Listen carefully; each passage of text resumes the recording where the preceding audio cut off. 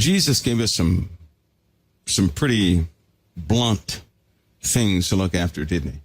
And he often talked about those who deny him before men, right? He did. Now, I want you to look at the world. And for me, it's really easy. It's really easy. Anybody who denies Christ, I know what spirit is in them. Anybody. It doesn't matter. I know what spirit that's in them. Even before you were saved, you didn't deny Christ. You just hid from Christ. But there are two religions we're dealing with in the Middle East that deny Christ. Two of them. Now, in my eyes, maybe that's why they work so closely. And I may know some things you guys don't know. But when you have religions that often work together but both deny Christ, something is just not good there. It's almost like one religion infiltrating the other feeds the ideology of Jesus not being the only begotten Son of the living God. That's what it seems like. Feeds it.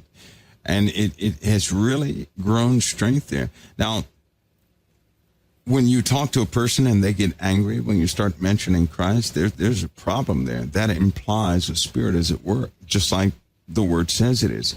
But it's unfortunate that these scriptures, a lot of people are not familiar with these scriptures in the context in which they're given.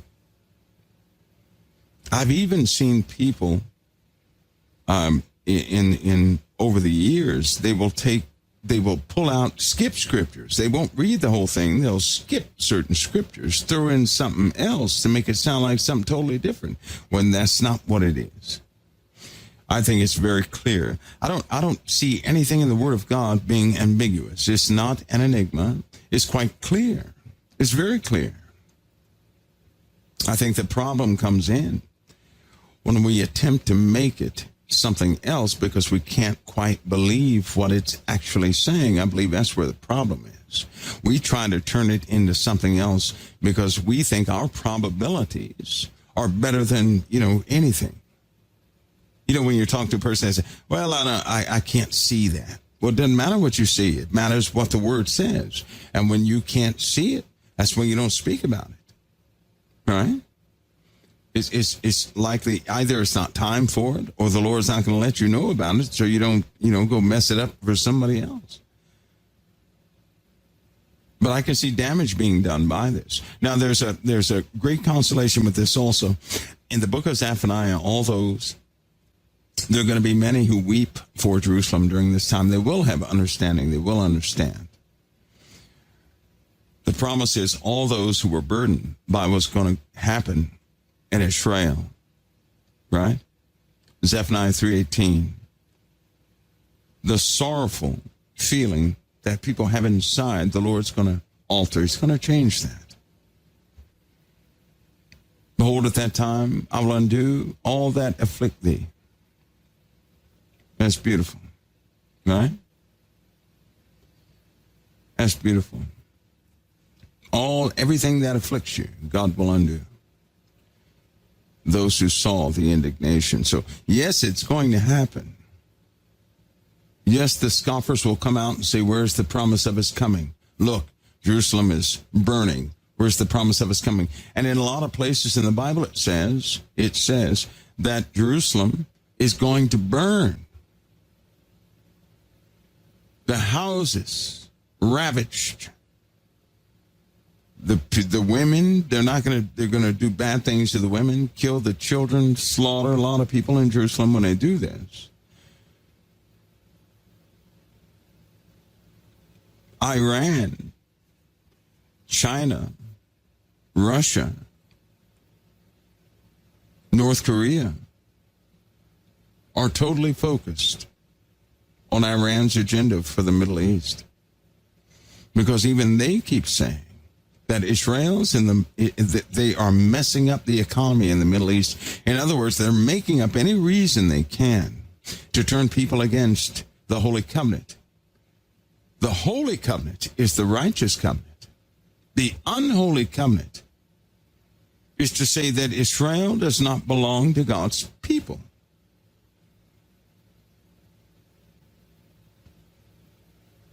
But the covenant is for God's people. God's people are the ones what did Jesus say? No one goes to the Father but by me. Jesus said, I am the way, the truth, and the life. So those who discount Christ, they're not operating by truth. And if they're not operating by truth, what spirit are they operating by? We already know. It's already been answered. That's why Jesus at the time in the New Testament gave warning about the Jews, didn't he? That's why later on the apostle said, and Jesus said, a Jew is not a Jew outwardly. He said, no, a Jew is a Jew inwardly. You're one of God's people inwardly, not outwardly. Your DNA does not make you a Jew. Your faith does, if you believe in Christ. So what do we have? According to that word, those who call themselves, even in Revelation it says, I know you're there. Where people say they are Jews, but they are not. They are the synagogue of Satan. All this is pointing, is giving us clues. Those who say they are Jews are in Israel. But in Revelation it said they are the synagogue of Satan. And if that is the case, that's an abomination. You put that inside of a place where they sacrifice. You have the abomination that makes it desolate. That's the proper term. The abomination that makes it desolate. Empty of what? Devoid of what? That word desolate is closely connected to the absence of life. Death, that means that's in death. There is no life there. It's desolate, empty, devoid. Do you all see that? You see, because in this day and age, you got to be careful, because when you start saying something about the Jews, Christians, not knowing any better, was, hey, they're just, they're talking about this Zionist stuff. No, we're not. Jesus gave the warning about it. He did. And he said a Jew is not a Jew outwardly, but inwardly.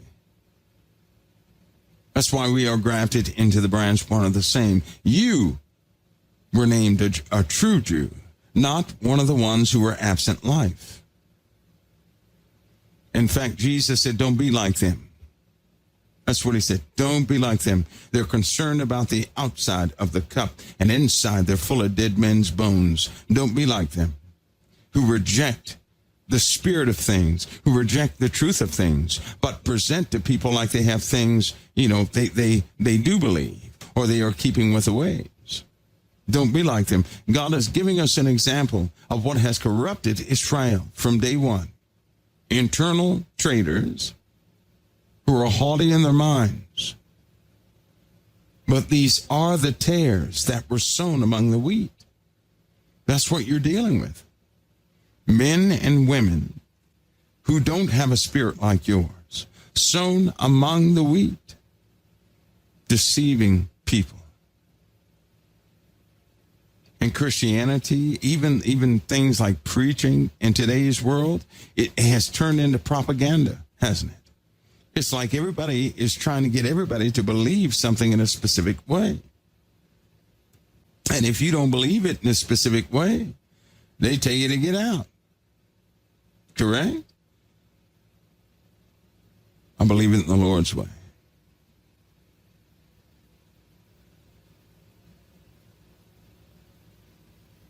But when it happens, it's going to blindside quite a few people. It's going to challenge many. And if you guys truly understand it, you can be a comfort to those who don't understand it. Because Lord knows people are going to be needed with this understanding so that when it takes place, they won't be broken. See, if you're not broken, you can stand strong for somebody else with the truth. But listen to me. If you have this loosely, if you loosely understand it, you can easily be swayed into the camp of something different. See, the Lord said that people with strange apparel are the ones in his land. In other words, they're wearing clothing he did not give them. He didn't wash it. He did not give it to them. It is strange apparel they made to themselves. See, either in the Bible, either your garments are filthy or they have been washed by the blood of the Lamb. In this case, they're wearing strange garments God did not give them, something else they have put on. Strange garments. They're not filthy. They're not washed. They are different. Do you guys understand? So they're believing in something that is very different from what has ever been believed, which is quite consistent with the Word of God. Saying to that figure, that person that steps in there, he'll worship a God his fathers knew not, and a strange God he'll honor with gold and silver. He'll worship a God his fathers knew not.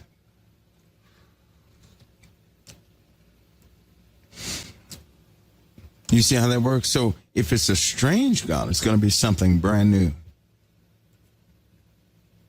He'll worship the God of force.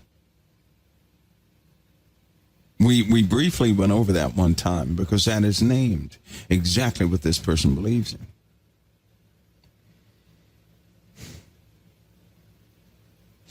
And you're right at the door.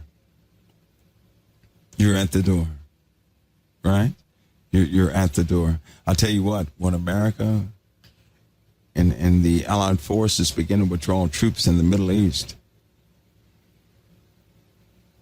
they didn't do that just to be good people. No. Don't ever forget about the three unclean spirits who coordinate thoughts among men. And their whole job is to drag every army down to the valley of Jehoshaphat.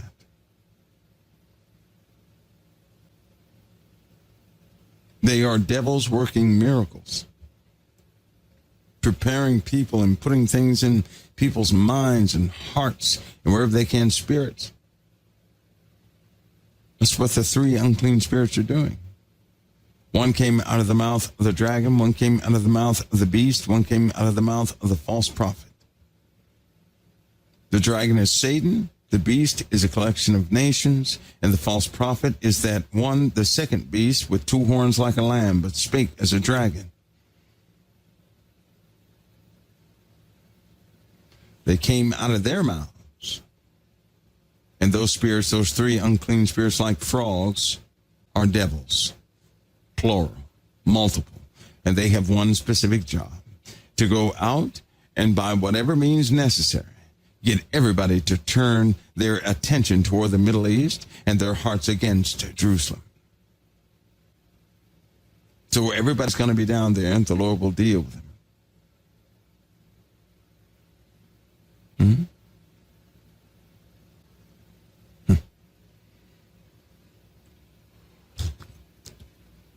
All right, folks, any questions of me? Anybody? We still have some sections to go in Isaiah 29. Look at this. And verse 7, the multitude of nations that fight against Ariel, even all that fight against her and her munition, and that distress her, shall be as a dream of a night vision. It shall even be as when a hungry man dreameth, and behold, he eateth, but he awaketh, and his soul is empty. Or when he is thirsty man dreameth, and behold, he drinketh, but when he awaketh, and behold, he is faint, and his soul hath appetite. So shall the multitude of the nations be that fight against Mount Zion. It'll be like they were fighting, yes, but now they're not there, and it's no big deal. It's not going to do them any good. Verse 9, Isaiah 29:9. Stay yourselves and wonder and cry out and cry. They are drunken, but not with wine. They stagger, not with strong drink. For the Lord hath poured out upon you the spirit of deep sleep, and hath closed your eyes. The prophets and your rulers, the seers, hath he covered. And the vision of all is become unto you as the words of a book that is sealed. Did you hear that? that you guys may not know about this, in verse 10 and 11, right? The minds of people, that foreknowledge, that ability to solve issues is taken away. And you know what? I find this so odd. Here's what this correlation I find out in Isaiah 29, 10 and 11. For the Lord hath poured out upon you a spirit of deep sleep, and hath closed your eyes, the prophets and your rulers. The seers hath he covered. Right? Listen, he says, verse 11, and the vision of all is become unto you as the words of a book that is sealed, which men deliver to one that is learned, saying, read this, I pray thee. And he saith, I cannot, for it is sealed. And the book is delivered to him that is not learned, saying, read this, I pray thee. And he saith, I am not learned. Wherefore the Lord saith, for as much as the people drew near to me with their mouth and with their lips do honor me, but have removed their heart far from me, and their fear to reward me is taught by the precept of men. I got to stop right there. I got to pause. Did you see this in 13? The Lord's telling us something. He says, wherefore the Lord said, for as much as this people drew near me with their mouth, they were saying the right things, they were typing the right things, and with their lips do honor me, right? Their consistent speech sounded right, it sounded okay. He says, but have removed their heart far from me. Did you hear that? Have removed their heart far from me. My goodness. Isaiah 29:13. And their fear toward me is taught by the precept of men. Their fear toward me is taught by the precept of men. Do you guys understand what verse 13 means?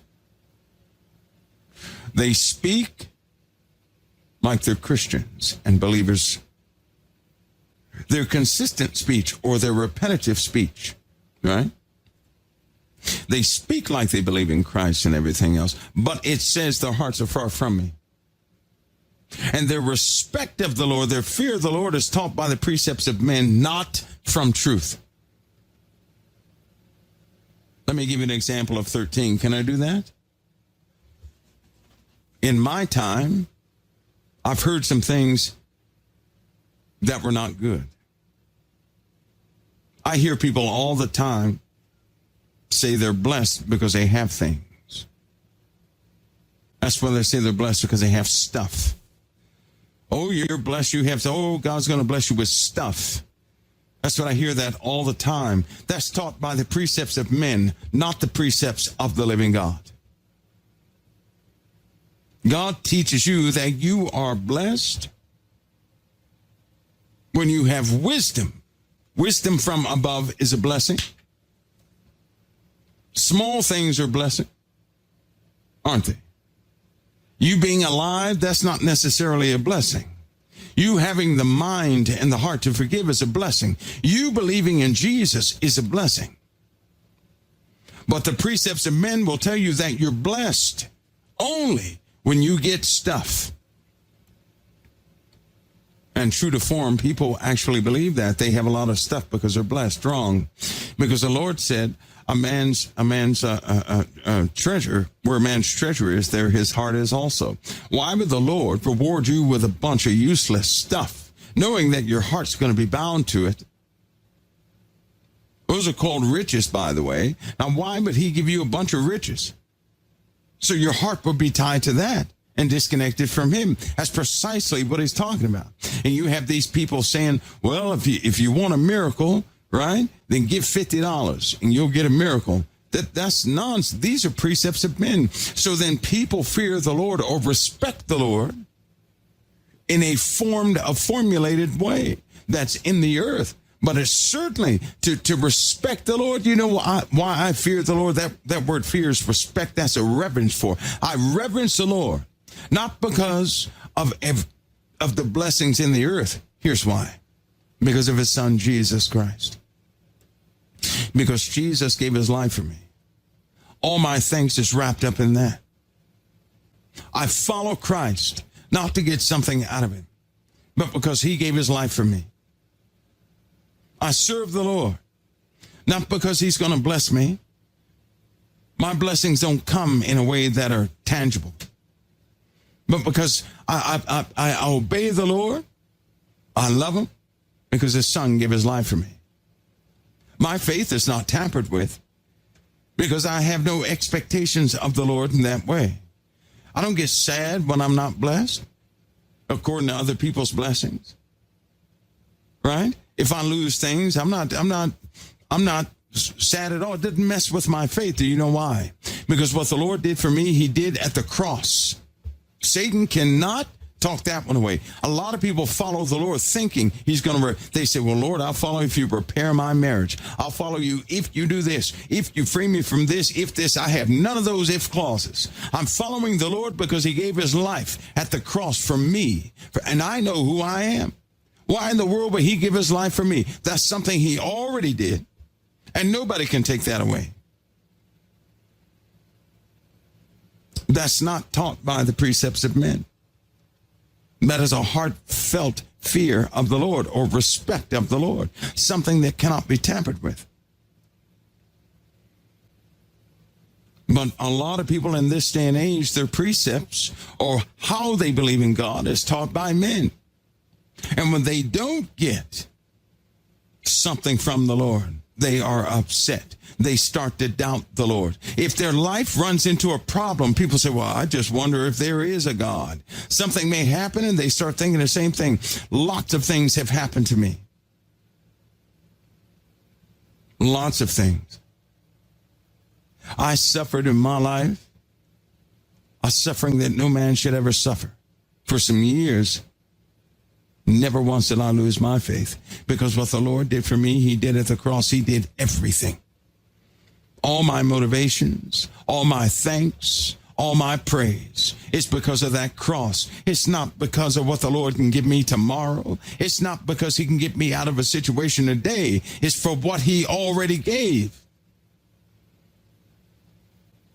My everything is at the cross. I don't follow the Lord for promises. I don't do that. It's because he gave his life at the cross. All the other stuff to follow God by is taught by the precepts of men. And listen, when it goes opposite of what they think, I can tell you right now what you'll see in the coming days. Though it may turn your stomach, right? It's still, you're going to see it one day, it'll be gone the next 2 days. It's not going to have the impact it once would have to change the heart of one person to another. And have you noticed how nervous you guys are out in public again? Have you noticed the change in how you feel about everything, what you're sensing when you walk out?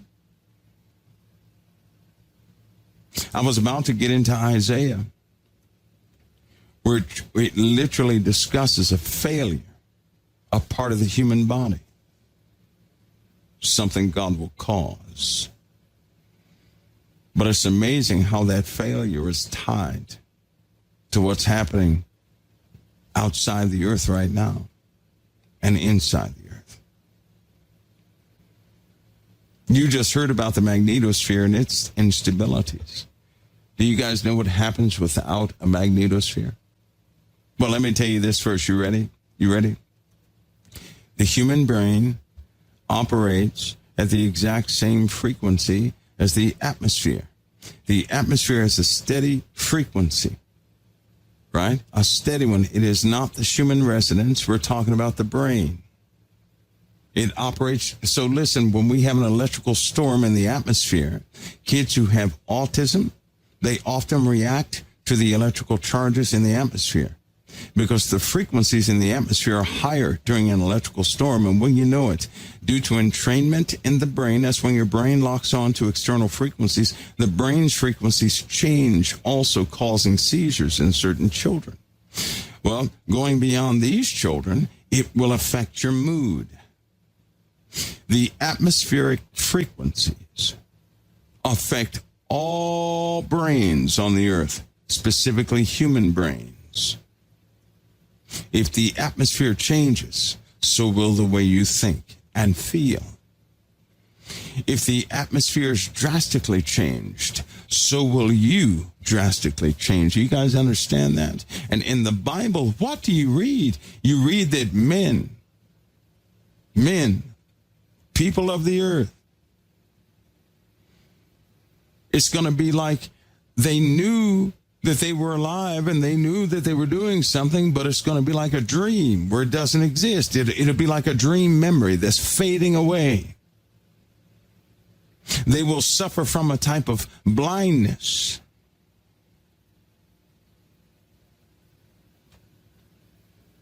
It'll get bad. There will be needs of the body that need to be fulfilled, and they'll forget they have to fulfill them. It'll be like having this broadcast, and as soon as it's over, you'll say, why am I at the computer? I know I was doing something. Oh, well, and you'll just go off doing something else. It's because human memory is directly tied or operates by those frequencies set in the atmosphere. Your brain does not set the atmospheric frequency. The frequency of the brain changes with the atmosphere. They know this because they monitored a group of people and there were storms in different parts of the atmosphere. Correct? The atmosphere changed first. As it flowed over certain places, then the atmosphere, the brain frequencies of the people changed after the storm was over them. When the storm cleared, the atmosphere had a different frequency. The storm frequency was still in the minds of those about a minute after the storm left, and then it changed. So it wasn't the people changing the atmosphere, it's the atmosphere changing the people. Your body is intimately tied to all the systems of the earth, and when they fail, your body's going to go haywire. Many of you have heavy leg syndrome right now. Others of you are having itch problems. Many of you are feeling the pressure in your bones. Your sleep habits are all messed up. There are too many people out there who have unnatural swelling in their legs to the point where their skin is breaking. There's some severe changes, but they all reflect what's happening in the earth. Somebody asked me, how did you know about that the other day? Because I believe what the Word says. That's why. Not because of medicine, not because of anything else, because I believe what the Word says. Your body is going to reflect the changes in the earth, and the changes in the earth are due to the iniquity of man. God gave you dominion over the earth, but if your morality changes, the dominion in the earth alters from light or good intention things to darkness and chaos. It's a reflection of what man has in him. And as it changes, so will the physical aspects of your body. So spiritually, as you change, the earth follows. But then physically, as the earth changes, so will your body be affected. See how that works? You see how it works? There are people out there right now, they're looking for remedies and everything else, and they're hard-pressed to find it. Medically speaking, some people have been diagnosed with a brand new type hormone. Medically speaking, in the spines of a lot of people, they have level changes in the fluid that's in their spine for no apparent reason. So those physical changes have proof to them, as well as the geological changes. Which means you're right at the door of something, and I pray. I just pray that you can that none of you will see something happening and your faith be tampered with because you could not believe what happened. You were expecting something else and it didn't turn out that way, and your faith is broken. I pray none of you are like that. The way you can find that out is right now. Because situations That final test we talked about at the beginning of this conversation, that final test, so you can see where you are regarding your faith, is coming. A series of them. So you can see if your faith is where it ought to be or not. So you will know if you were given or not, because if you give in, that's when you pray to your Lord. That's when you be open to him. See, those who find themselves weak in faith, if you're honest with the Lord and never act like you're strong in faith when you're not, if you're honest like that, the Lord will strengthen you. Remember something. The Lord does not strengthen any of our deceits. He will not strengthen any of our deceits. He will correct the deceit first, that he may strengthen the truth in us. If we present to the Lord anything in a falsehood, for example, if we're weak in an area, but we claim we're strong to other folks, you're doing so before the Lord, and we can't do that. There's nothing wrong with being yourself. All of us have issues and problems. Every single last one of us do. We don't share them all the time, but everybody on planet Earth has issues and problems. Everybody on planet Earth has dove in some darkness somewhere, right? Everybody has. No one has a right to judge your life. But your intimacy with the Lord, your truthfulness is required. You don't have to fake like you have it together when you don't. You don't have to fake like you're strong when you're not. Once you confess those things in truth, you can be shielded and girded. Remember, we also read that the Lord girded you before you knew him. Before you knew who he was, he girded you. So he's got you. He's had you all this time, and he's got you. But in the realm of honesty, because see, we can't fool ourselves. We need not fool ourselves. Right?